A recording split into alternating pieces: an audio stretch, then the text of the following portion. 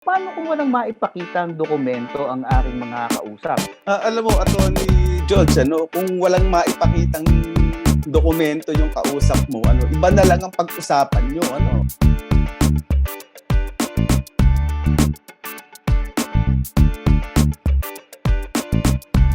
Magandang araw po sa inyong lahat at nandito na naman po tayo sa Usapang Lupa. Ito po si Attorney Erwin Tiamson.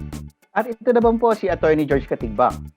Welcome po sa Season 2 ng ating palatuntunan na hatid sa inyo ng Foundation for Economic Freedom.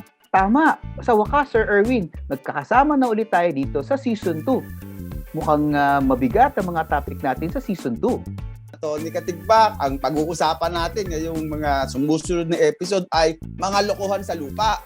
Pero bago natin simulan ang ating talakayan ay pwede nyo ba kaming tulungan mga tagapakinig sa pagsagot sa polls dito sa makikita nyo dyan sa ilalim ang caption ng polls na ito para patulungan nyo kaming mapaganda itong ating palatuntunan. Yan. Salamat sa ating mga viewers. Malaking tulong po sa amin ang inyong magiging sagot sa mga online poll. Balik na tayo sa ating usapang lupa. Ito sir ang unang tanong ko sa iyo, Sir Erwin. Maaari ka bang magbigay ng mga tips sa ating mga kababayan para maiwasang maloko sa mga transaksyon sa lupa?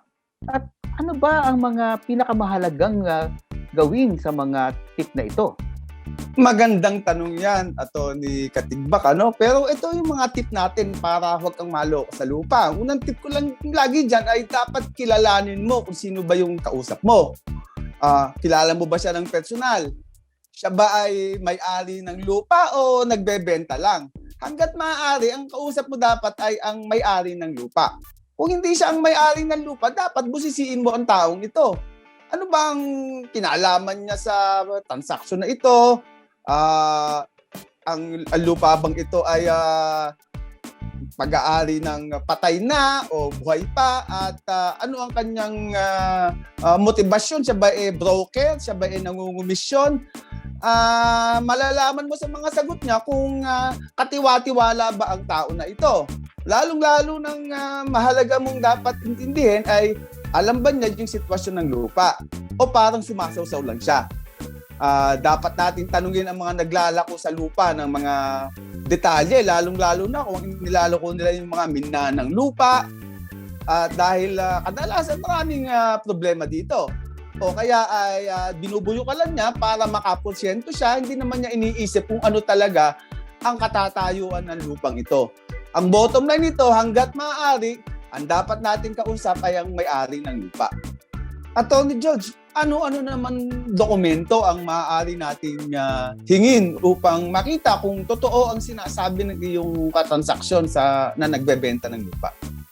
Ayan. Ang pinakamahalagang dokumento na kailangang maipakita sa iyo, una yung titulo ng lupa. Pangalawa, yung tax declaration. At pangatlo, yung survey plan.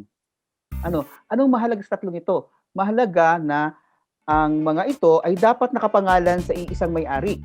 Consistent. So, kung ano ang nakapangalan dun sa titulo, sa tax declaration at sa survey plan, dapat iisa ang pangalan. Check mo rin kung pare-pareho ang lot number. Kung lot number dun sa titulo, ay kapareho ng lot number dun sa tax declaration at doon sa survey. So, dapat consistent po yan.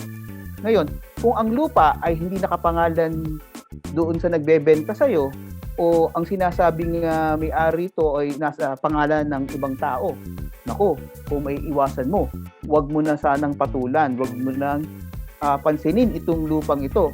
Dahil napakahirap maipita ng lupa, lalo na kung nakapaglabas ka na ng pera, di ba? Kung meron namang ibang pinapakitang dokumento, katulad ng mga deed of sale, deed of donation, extrajudicial settlement ng estate.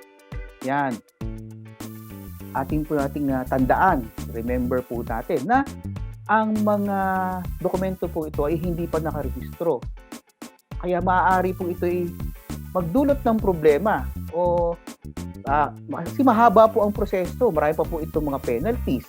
May mga taxes pong kailangang bayaran. o baka po may itinatagong problema. Kaya mas maganda po na sabihin niyo sa kanila na ilipat muna nila at saka po kayo makipagtransaksyon kapag nailipat na nila ito sa kanilang pangalan.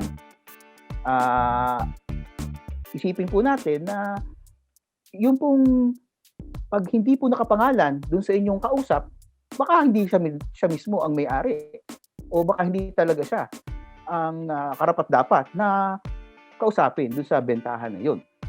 Yan. Attorney Erwin, paano kung walang maipakitang dokumento ang aking mga kausap? At kung may pakita man, ano ang aking dapat gawin? Alam mo, Atty. George, kung walang maipakitang dokumento yung kausap mo, iba na lang ang pag-usapan nyo, basketball na lamang, relihiyon, o kaya mga mali ng gobyerno. Yan na lang ang pag-usapan nyo at huwag na yung lupa. Kung may ipinakitang dokumento naman ang iyong kausap na medyo masalimuot, halimbawa, yung tinatawag natin mga Spanish title o mga titulo na nakapangalan pa sa mga lolo at lola, na mga pinagmanahan ng apo sa tuhod, huwag mo nang pakitukulan yan at baka hindi mo kayang intindihin ang mga titulong ito ay maloko ka pa. Kung gusto mong ipagpatuloy, kumuha ka na ng abogado. Dapat simple lamang ang dokumento na maaaring niyang ipakita sa iyo. Titulo na nasa pangalan niya, tax declaration na nasa pangalan niya.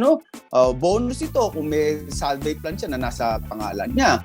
Humingi ka ng photocopy o xerox copy. Pagkatapos ay pumunta ka sa assessor's office at sa register of deeds at tingnan mo kung talagang nasa pangalan niya ng may-aring kausap mo ang mga dokumentong ito. Ang bottom line dito, ang tawag natin dito ay due diligence. Bago ka maglabas ng pera sa pitaka mo, examinin mo muna yung lupang binibili mo kung ang kausap mo ba talaga ang siyang may-ari nito at tama ba ang kanyang mga dokumento. Dahil napakahirap kumita ng pera. Kung itatakbo lang ito ng kausap mo naman na palsipikado, ay manghihina ka pagkatapos ng hindi ka sasaya, manghihina ka patapos ng transaksyon. Ito George, Atty. George, madalas na mabiktima yung mga kababayan natin dito dahil nanghihinayang sila dahil murang-mura daw itong lupa. Paano ba ang gagawin nila kung may nagbebenta sa kanilang lupa na napakamura? Sir, kapag mura ibinebenta ang lupa, malamang marami itong problema. Punong-puno siguro ito ng suliranin.